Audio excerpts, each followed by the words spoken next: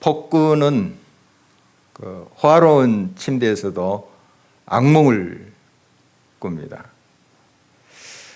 그래서 잠을 설치지만 마음 착한 거지는 누추한 잠자리에서도 아주 편안히 잠을 잔다는 말이 있습니다.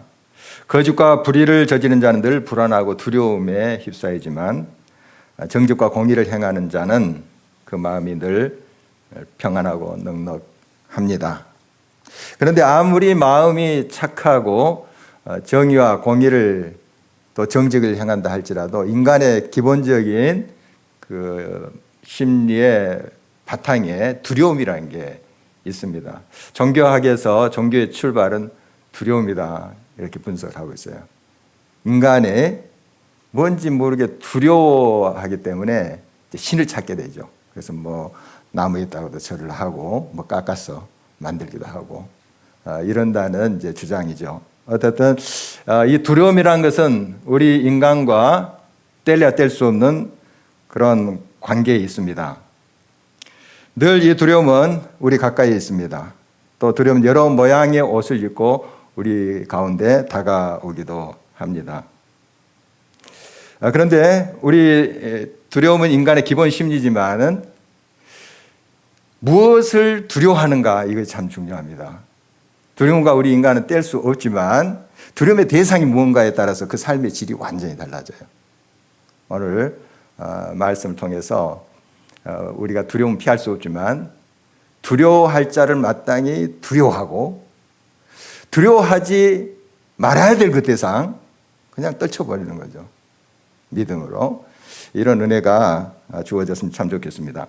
예수님의 사회 현장에 수많은 사람들이 모여 들었습니다. 그 중에는 다 순수한 마음으로 예수님을 따라가는 것이 아니라 예수님을 책잡기 위해서 또 죽이기 위해서 그렇게 모의를 했던 사람들도 있었습니다. 바리새인과 율법학자, 서기관들 이런 사람들이었죠.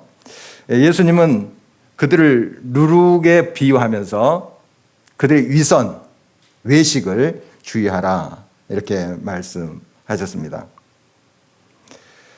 많은 무리에 비해서 이런 사람들은 소수에 또 지나지 않을 수 있습니다. 적은 수 있을 수도 있어요. 그러나 이 누룩이라는 것은, 이 곰팡이라는 것은 금방 번지는 속성이 있어요. 그 수많은 사람들을 다 전염시킬 수 있는 것이 누룩과 같은 거거든요. 그래서 이런 누룩과 같은 이들이 소수라 할지라도 그것을 잘 경계하면서 주의하라 이런 말씀을 주고 계시는 거죠. 이것은 예수님께서 못 박히시기 전에 실제로 일어났던 일이에요. 그러니까 수많은 사람들이 예수님의 기적을 보고 천국 복음을 듣고 굉장히 감동과 또 감격을 했잖아요. 우리 성경에 보면 자세히 나와 있습니다. 그런데 그 사람들이 소수의 이런 누룩과 같은 그런 악한 사람들의 영향을 받아서 나중에 예수님께 등을 돌리고 또 심지어 예수님 십자가에 못 박으라 이렇게 핏대를 세우면서 부르짖은 그런 사람들이 되는 모습 우리가 잘 알고 있습니다. 바리새인들과 율법 교사들은 겉으로 보면은 참 깨끗하고 단정한 것 같아요. 하나님 잘 믿는 것 같습니다. 그러나 예수님이 지적한 대로 그 속에는 온갖 탐욕과 악독이 가득했던 것이죠. 하나님을 잘 섬기는 뜻이 보였지만 그들에게는 하나님을 두려워하는 마음이 없었습니다. 하나님을 두려워한다면 그렇게 거짓과 악독을 행할 수가 없죠. 우리가 잘 알고 있다시피 예수님 죽이기 위해서 가룟 유다를 돈으로 매수하는 그런 거 우리 잘 알고 있잖아요. 그리고 예수님이 이제 신문받고 재판받을 때 거짓 증인들을 세워요.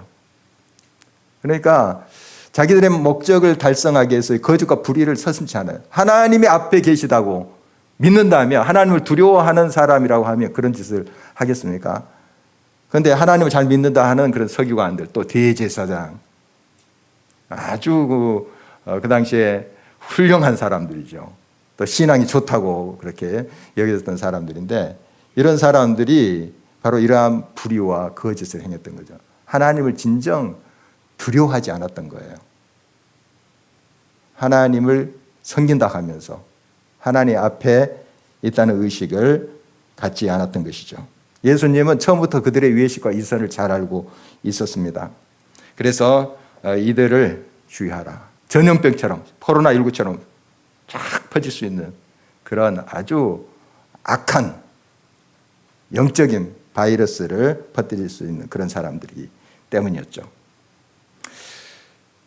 전에 섬겼던 교회에서 함께 찬양팀을 했던 한 집사님의 이야기인데요. 좋은 직장에 가정 형편도 넉넉했습니다. 플루트 잘 부셨어요. 그리고 이제 보컬로 이렇게 찬양팀을 섬기셨는데 제가 이제 찬양팀을 그때 인도하고 있었어요. 같이 기도도 하고 삶을 나누고 했는데 참 조용한 성품이지만은 주님을 향한 열정이 남달랐습니다. 참 얼굴도 아주 선하게 생기신 그런 분이세요. 결혼하여서 자녀가 있다는 걸 제가 알고 있었는데 그 부인이 함께 교회를 안 나온 거예요. 그래서 이제 좀 친해졌을 때 좀 가정 이야기를 들을 수 있었어요. 그때 부인은 예수를 믿습니까? 뭐 이렇게 이야기하다가 예수를 이제 믿었는데 하면서 이야기를 들어보니까요. 그 전에 있던 교회예요. 여호와의 증인에 빠졌대요. 여호와의 증인. 이제 부인이 약사인데요. 거기에 이제 여호와의 증인 한 사람이 매일같이 떠나더래요. 그래서 막 잘해주고 막 이렇게 하다가 그냥 그 사람한테 포섭당해 보는 거예요. 교회를 잘 다니고 있던 그런 가정이에요. 얘들도 주일학교 잘 다니고 했던 가정인데 무섭더라고요. 말 들어보니까요. 그래서 이 부인이 짐을 싸가지고 그 집단으로 가버린 거예요. 약국도 정리하고 가버린 거예요. 무섭잖아요. 그러면서 울고 불고 하면서 그 우리 집사님하고 얘들 오라는 거예요. 그쪽으로. 여기가 진리고 얘가 참 자유와 행복이 있는데 정말 안타깝다는 거예요. 그 부인의 입장에서. 뭐 계속 울고 불고 하면서 뭐 그 나름대로 기도하지 않겠어요? 얼마나 괴롭겠습니까? 그래서 저희들이 함께 막 기도하고 또 이렇게 하나님께 부르짖었던 기억이 납니다. 제가 그 교회를 이제 떠나기 전까지 그 부인이 돌아오지 않았어요. 지금 어떤 이제 형편인지 그동안 소식이 끊겨 있어서 제가 잘 모릅니다. 그러나 그 선량한 그 집사님의 얼굴이 떠오를 때마다 기도해요. 하나님, 그 간절한 기도, 우리가 부르짖며 기도하는 거 응답해 주십시오. 그렇게 기도를 하고 있는데요. 참 이렇게 악한 영의 역사는 참 무섭더라고요. 이게 어떤 의지로 벗어날 수 있는 게 아니에요. 한번 거기에 딱 빠지면 악한 사탄의 영이 휘어잡기 때문에 거의 불가능에 가깝더라고요. 물론 헤어날 수 있어요. 하나님의 성령의 능력으로 헤어날 수 있는데 참 그런 안타까운 일을 옆에서 보면서 참 가슴이 아팠던 기억이 납니다. 우리 교회 어느 집사님 누나가 이단인 JMS에 빠졌다는 이야기를 들었습니다. 기도한 눈물의 그 설득으로 잠시 그것을 빠져나왔대요. 그러나 최근에 다시 돌아갔대요. 참 무섭죠. 정말 안타까운 일입니다. 집사님은 그 이단에 대해서 많은 이제 자료가 있다는 것을 알고 그것에 대해서 연구를 해서 어떻게든 그 잘못됐다는 걸 좀 설명하고 싶었나 봐요. 그런데 마음을 바꿨대요. 더 간절히 기도하는 것으로. 사실 많은 자료를 대고 또 설득력 있게 이야기하고 합리적인 또 논리적인 이야기를 해도 안 먹힙니다. 이건 그런 논리의 문제가 아니에요. 약한 영의 이 누룩과 같은 바이러스가 침입하면 논리의 문제가 아니에요. 합리적인 그러한 설명이 통하지 않아요. 이게 영의 무서운 바이러스거든요. 그래서 이제 집사님이 더 간절히 기도하는 걸로 지금 마음을 바꾸고 기도하였다. 이렇게 했다는 것을 제가 들었습니다. 물론 여러 설득과 눈물의 기도로 또 말하는 거 필요해요. 그러나 중요한 것은 바로 그 기도 속에 하나님께서 성령으로 역사하시고 하나님 강권적인 손길로 함께하지 아니하시면 헤어날 수 없다는 그런 사실인 것이죠. 거짓과 이선의 모습은 이단들에게만 있는 것이 아니에요. 일반 교회 안에도 이것은 교묘하게 틈탈 수가 있습니다. 자기도 모르는 사이에 그것의 바이러스는 무차별로 침투하기 때문에 그렇습니다. 그리고 무서운 속도로 광범위하게 전염시켜버립니다. 늘 진리의 말씀 안에 깨어있지 않으면 안 될 그런 이유입니다. 거짓과 악한 개교는 반드시 밖으로 드러나게 되어 있습니다. 본문 2절 3절을 보실까요? 감추인 것이 드러나지 않을 것이 없고 숨긴 것이 알려지지 않을 것이 없나니 이러므로 너희가 어두운 데서 말한 모든 것이 광명한 데서 들리고 너희가 골방에서 길을 대고 말한 것이 지붕 위에서 전파되리라. 감추인 것은 반드시 드러나게 되어 있습니다. 또 숨긴 것 또한 반드시 알려집니다. 바리새인들은 평토장한 무덤 같았습니다. 이렇게 땅과 같은 레벨에서 이렇게 평토장한 그런 무덤이 이제 이스라엘 지역에 또 많았다고 합니다. 겉을 보면은 깔끔하게 정리되어 있잖아요. 또 어떤 것은 잔디도 깔아놓고 어떤 것은 이제 돌로 이렇게 잘 해놨겠죠.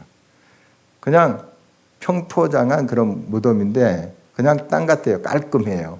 그러나 그 안에는 뭐가 있습니까? 썩은 것이잖아요.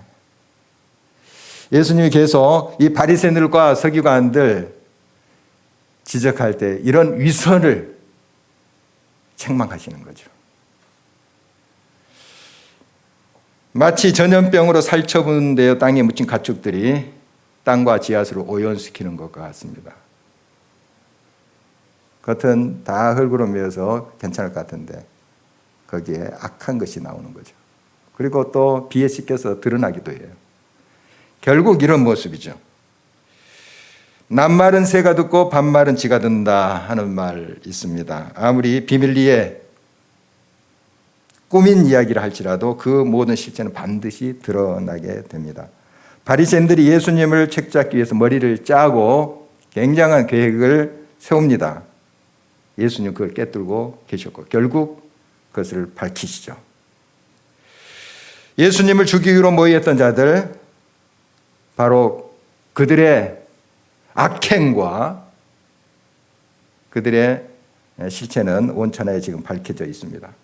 우리 하나님은 모든 것을 감찰하신 분이고 결국 그 진위를 만천하에 드러내시는 분이십니다.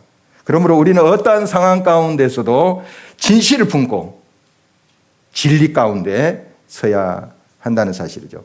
이것이 하나님을 경외하는 자의 마땅한 태도입니다. 우리 믿음의 사람들은 세상에 그 어떤 것도 두려워할 필요가 없습니다. 우리가 마땅히 두려워할 자는 오직 하나님밖에 없어요. 우리가 두려움과 분리돼서 살 수 있는 존재들 아닙니다. 항상 두려움은 우리에게 있어요. 근본적으로. 그런데 누구를 두려워할 것인가 하는 거예요. 오직 하나님만 두려워할 줄 아는 자들. 그 외에 세상에 어떤 것도 두려워하지 말아라 하는 것이 우리 예수님의 가르침입니다. 세상의 그 악하고 불의한 권력들은 우리의 몸을 괴롭게 하고 고통에 집어넣을 수 있어요. 또 심지어 죽일 수도 있어요. 그러나 우리의 영혼은 손댈 수가 없습니다. 이 땅의 삶은 죽음 후 영원한 삶에 비하면 잠깐입니다.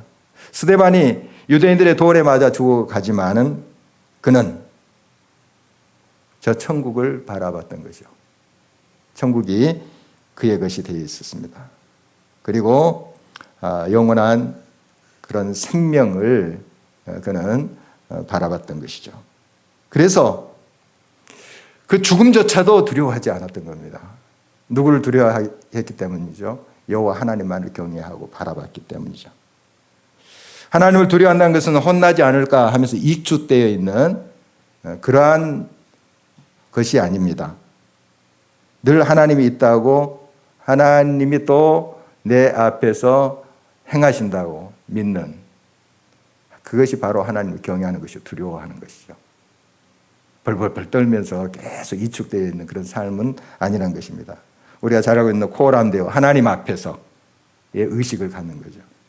이게 하나님을 두려워하는 거예요.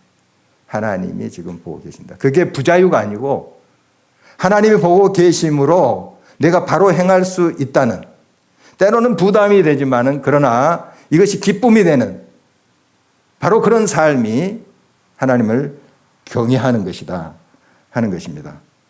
늘 진리를 기뻐하며 진리 가운데 행하는 삶, 거짓과 이선을 버리는 삶, 바로 이것이 하나님을 경외하는 삶이 아니겠습니까? 이것은 구속이 아니라 자유이며 짐이 아니라 힘이고 또 가난한 것 같으나 부요한 삶의 모습인 것입니다.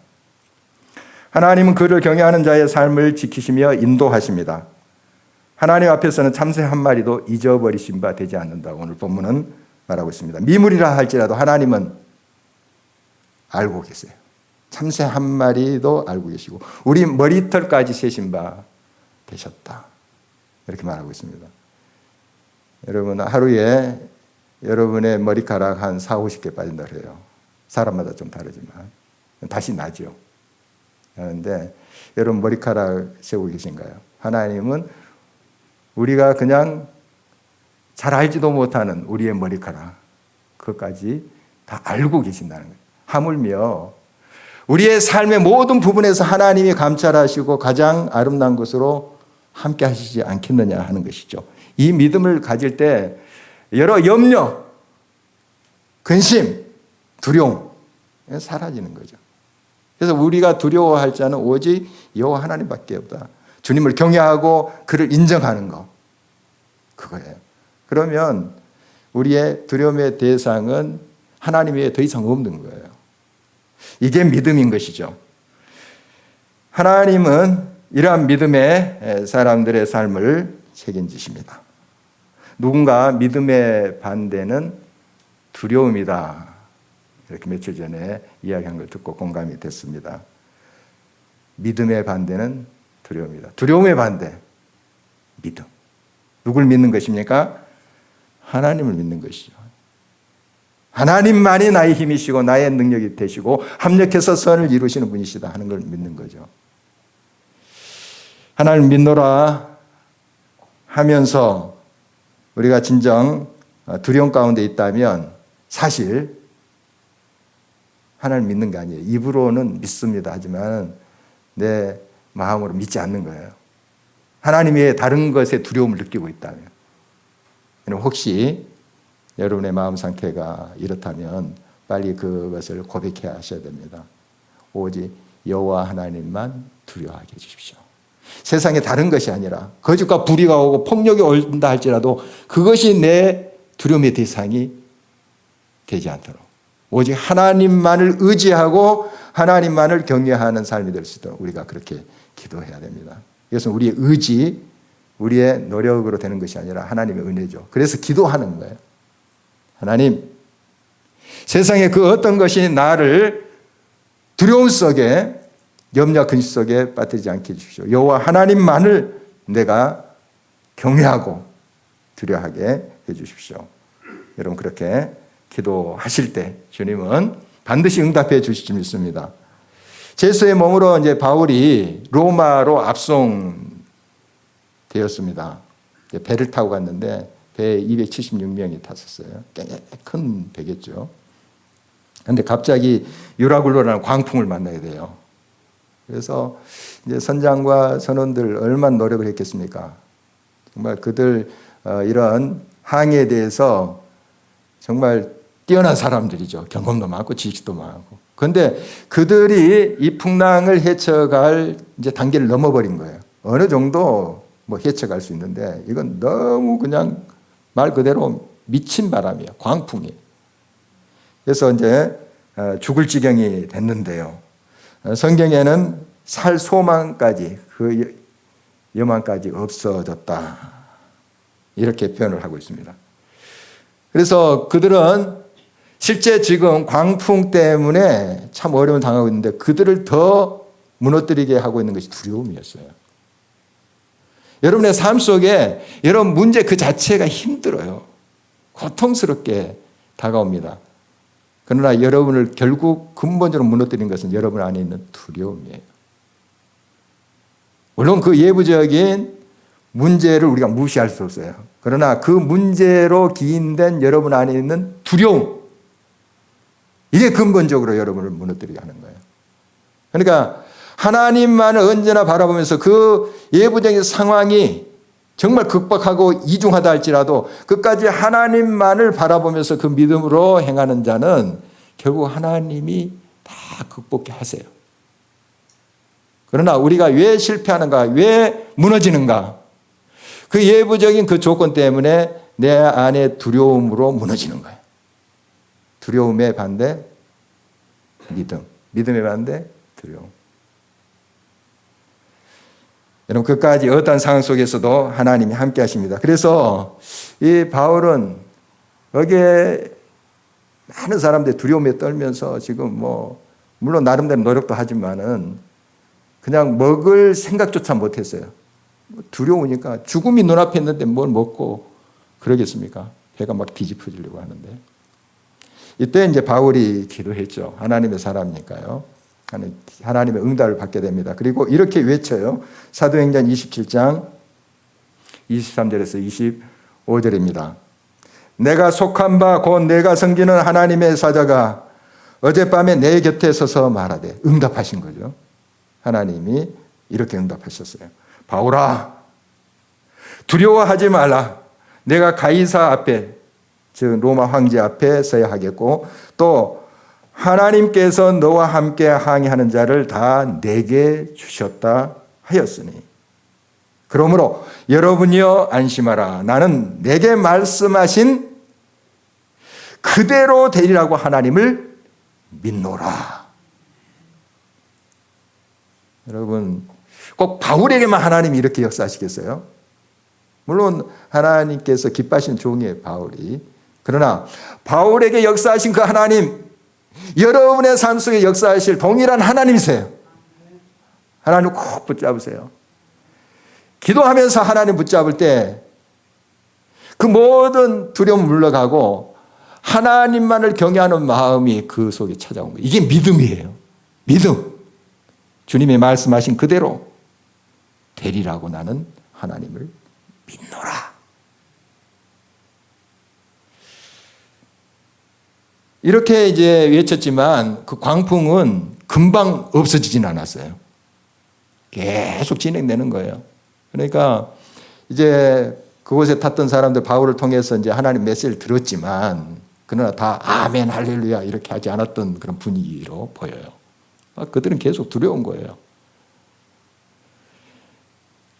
이제 좀 소망의 빛이 보이기 시작했습니다. 점점 수위가 좀 얕아지는 거예요. 선원들은 기가 막혀야 합니다. 선원들은 육지가 가까웠고 그래서 선원들이 몰래 도망가려고 했었어요. 자기들만 살겠다는 거예요. 이제 이 정도면 뭔가 이제 보트를 타고 큰 배는 이제 보트를 좀 달고 다니거든요. 그걸 내려가지고 거룻배인데 도망가려고 했었어요. 바울이 딱 알아차렸죠. 그리고 이제 거기에 있는 백부장 또 군인들을 시켜서 그걸 이제 막았습니다. 그래서 그들이 이제 섬 가까이 가게 되는데요. 육지 가까이 간다는 것은 이건 뭘 의미하냐면은 암초가 많다는 걸 의미해요. 바위에 배가 부딪힐 수 있다는 거예요. 그러니까 풍랑은 아직까지 거셉니다. 육지는 가까웠지만 이때 굉장히 중요한 시점이에요. 물론 바다 한가운데서도 위험하지만은 그 육지 가까이는 더 위험한 거예요, 사실은. 부딪혀 배가 파손될 수 있기 때문에. 다 왔다가 육지 가까이 왔다가 죽는 경우가 많대요. 그래서 이 선원들의 경험과 지식이 필요한 거예요. 하나님이 지켜주시겠지 하면서 손 놓고 있는 게 아니에요. 물론 하나님이 건져주십니다. 약속하신 대로 우리의 삶을 보장해 주십니다. 그러나 우리가 할 바는 해야 되는 거예요. 선원들의 손길이 필요한 것이고 또 거기에 탄 사람들이 자기 나름대로 자기 역할을 감당해야 돼요. 결국 하나님의 약속대로 그 276명이 다 살아납니다. 배는 파손되죠. 그런데 비교적 수위가 얕은 곳에 파손돼요. 그러니까 사람들이 이렇게 여러 널판지나 또 부유물을 잡고 이제 다 살아납니다. 여러분, 바울이 뭐 특별한 사람은 아닙니다. 우리랑 다르게 창조된 사람이 아니에요. 우리랑 똑같아요. 왜 두렵지 않겠어요? 그런 상황 속에서. 그러나 하나님을 바라보고 하나님이 이곳에 계신다. 우리는 하나님 앞에 행한다. 두려움의 대상은 이 풍랑도 아니고 저 암초도 아니다. 오직 여호와 하나님. 그분만이 내가 두려워할 자다. 그런 믿음이 있었던 거죠. 신앙의 선배들은 한결같아요. 하나님만을 경외합니다. 하나님만을 두려워해요. 하나님만을 바라보면서 하나님만을 향하여 갈 때 하나님이 그 모든 그의 두려움들을 물리쳐 주시는 거예요. 이게 영적인 원리죠. 코로나19의 강풍이 아직도 거셉니다. 변종 바이러스가 급속하게 퍼져간다는 뉴스도 듣고 있습니다. 두려움 속에 빠지기 쉬운 상황입니다. 이때 우리 믿음의 사람들 어떻게 반응해야 될까요? 바울 일행이 자기가 살아나겠다고 그 선원들이 도망가려고 했던 거 방금 이야기 드렸는데요. 나만 살겠다고 할 때 사실 그 공동체는 굉장히 위험 속에 들어가게 됩니다. 그리고 이 맹수들 보면 제가 직접 경험을 하지 않았지만 이렇게 동물의 왕국이라는 이런 프로그램을 보면 등을 돌리고 도망가면 쉽게 먹잇감이 돼요. 표적이 되는 거예요. 등을 돌리면. 사탄도 기가 막히게 합니다. 우리가 사탄에 맞서서 예수 그리스도의 이름으로 담대 나갈 때 사탄도 알아요. 우리를 피하리라. 야고보에서 그렇게 말씀하고 있어요. 사탄을 대적하라. 피하리라. 우리를 보고요. 우리 안에 계신 예수 그리스도를 보고. 그런데 등을 돌리면 사탄이 기가 막히게 합니다. 먹잇감이 되는 거예요. 여러분, 등을 돌리지 마세요. 아무리 힘들고 이경 속에 있다 할지라도 자기만 살겠다고 등을 돌리고 도망가지 마세요.